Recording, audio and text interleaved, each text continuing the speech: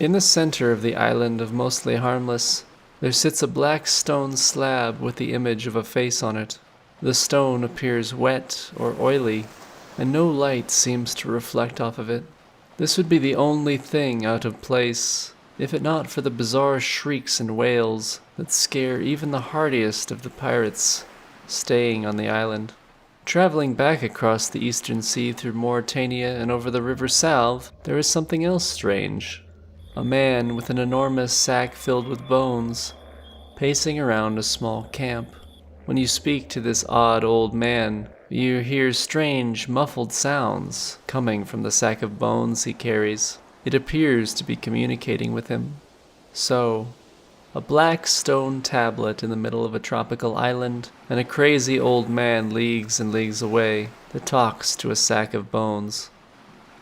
You wouldn't think they're connected in any way, but they are. And the story of these things will take us down a rabbit hole so black and deep that it will make you want to quit your life of adventuring, de-level your character, and retreat to the peace and safety of Tutorial Island.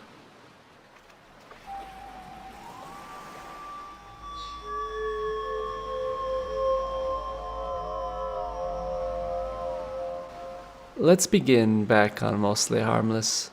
You all know the visage carved into the stone tablet. Of course, it's a staple of any self-respecting adventurer. The Black Mask.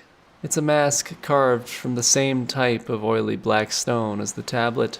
The Slayer Masters utilize it to increase their effectiveness when killing monsters.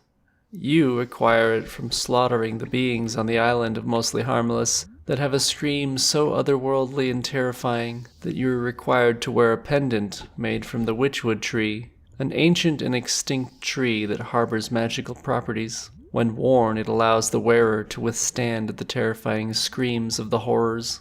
As to why they're commonly called horrors, it is because the creatures have been there for so long that any written record documenting their existence from the perspective of Gilinor's kingdoms and empires saw only the screaming and primitive ape-like creatures as they are now. This doesn't mean, though, that these screaming monsters were always like this. Mostly Harmless sits off the coast of the desert in the Eastern Sea. The Eastern Sea is one of the most mysterious and least visited places on Gilinor. The Sanguinesti region and the Caridian Desert serve as a large barrier for any of the Western kingdoms to devote resources into exploring such a remote part of the world. Thus, it has become a haven for lawlessness and piracy. Mostly Harmless is apparently one of the most habitable places in the Eastern Sea, despite being populated with screaming monsters. That shows you how terrifying the other parts could be. Further to the southeast lies the Cursed Archipelago. Pirates claim that the very waters around the island chain are cursed with black magic and refuse to go near it. And even further south lies the Wushenko Isles. If you play old school Runescape, you still know of one thing from the Wushenko Isles. Far to the east lies a region of Wushenko known as the Pincers region, and in this region rests the Isle of Ashihama. It is here, long ago, that 4 shamans summoned an ancient and eldritch evil they referred to as the Nightmare. The source of this black magic is probably the same source that corrupted the Cursed Archipelago, but how does it connect with the nameless horrors and their black stone masks? And how is the odd old man connected with all of this? In the grass by a small lake on Mostly Harmless, there is a scattered collection of notes stashed in some underbrush, written by someone who goes by the name Herbert Dunwich. He was one of the few people to study the monsters on the island to get a semblance of an idea of what they were.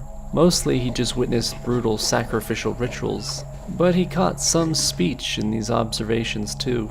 During these ritualistic sacrifices deep into the jungle, these beings would quiet their howls and screams and say audible words. Apparently the last words this race of beings had held on to.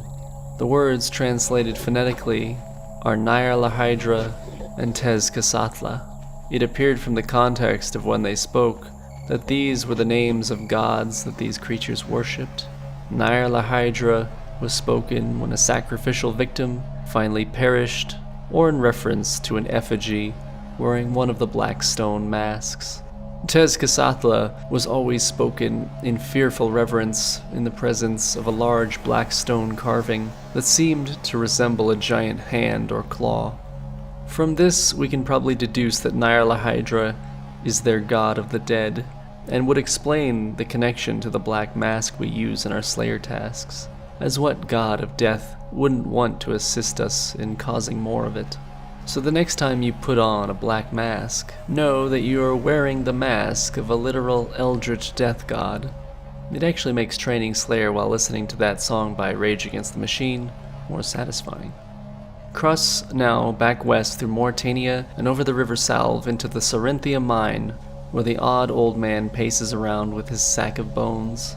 When you speak to him, he will at first dismiss you, but some mumbling from the bone sack will somehow convince him that he could have use of your services. Although the last part of this quest is not available in Old School, it reveals at the end that the bones that you have been gathering for this strange man allowed him to reconstruct none other than the skeletal version of one of the screaming horrors from Mostly Harmless and the Eastern Sea. Somehow the eldritch magic of these creatures had seeped into the very bones of this skeletal monster and allowed it to communicate with the odd old man, and it gave him a mission. The odd old man had a name once. It was Archibald Padlock, and he was on one of the rare expeditions to the Eastern Sea under the employment of the Varick Museum. During their excavations, he unearthed a giant skull that resembled one of the horrors, except that it was larger. He planned to show the finding to the museum, but the black magic that was imbued within the remains had other ideas and began to whisper to Archibald. It promised him power if he could fully reconstruct its full skeletal body, and so Archibald abandoned his life and let the bones' whispers to him take over his mind. We find all the bones this strange man requests and allow him to fully reconstruct the skeletal horror upon which it animates, and we have to destroy it. Although a much more fearsome foe than its living relatives, we eventually take it down, and from its remains, we find in its clutches a strange journal. It is mostly rotted away, but inside it has some answers to our questions. Strange answers. The skeletal creature we defeated apparently was very old indeed, as it came from a time when the shrieking primitive creatures from Mostly Harmless were not primitive at all. They weren't from Mostly Harmless or the Cursed Archipelago either, as it turns out. In fact, they weren't from Gielinor at all. Long ago, these creatures were called the Moanu, and they came from a planet called Germine. The Moanu believed themselves to have been created by Tezcatlipoca and created a civilization which held the prime directive of dominating the other lesser creatures of their planet. This conquest was going quite well, until one day another god arrived on their planet. The being is never named, but it is assumed that it is a god, as the being wields what the Moanu describe as a great horn that turns the very nature of the forests against us. This horn is most likely an elder artifact. These are the most powerful objects in the universe, as they are objects crafted by the elder gods in order to shape planets and life itself.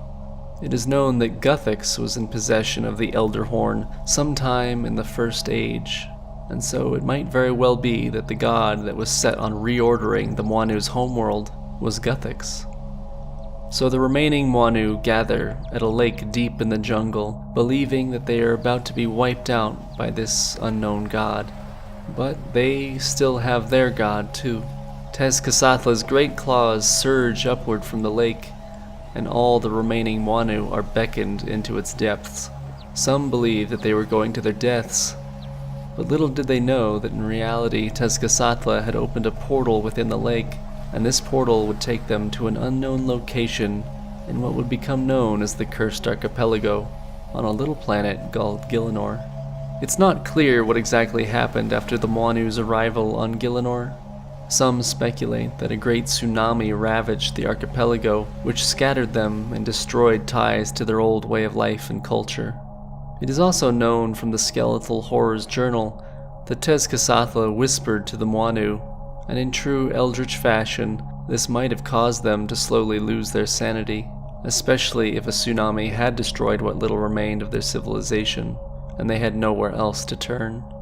Over time, they lost their language, and instead they turned more and more to their dark gods for survival. Blood sacrifice replaced their old culture, and by the time you encounter them in the caves of Mostly Harmless, they are nothing more than scared animals fighting for their lives. It's kind of sad that we seek to take the black stone mask that they wear for ourselves, because although it is a cursed artifact honoring an eldritch death god, it's the last thing the Moanu have that reminds them of their past. And although their screams are imbued with the eldritch magic that probably led to their downfall, I like to think that their horrible shrieks are more of a warning us to stay away from this cursed place. Of course, as an adventurer seeking power, we slaughter them anyway.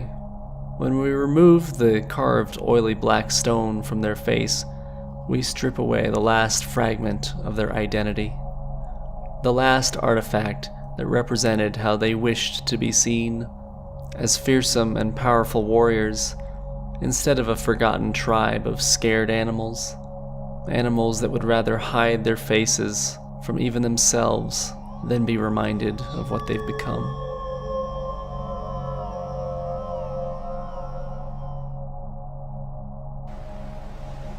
This might be how the story of the Moanu ends, but there are still many questions. Who and where is their god, Tezcatlipoca?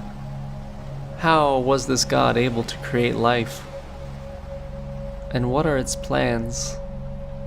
These answers will take us down a long road of gods, dragon curses, and divine ambitions, and we'll have to wait for another time.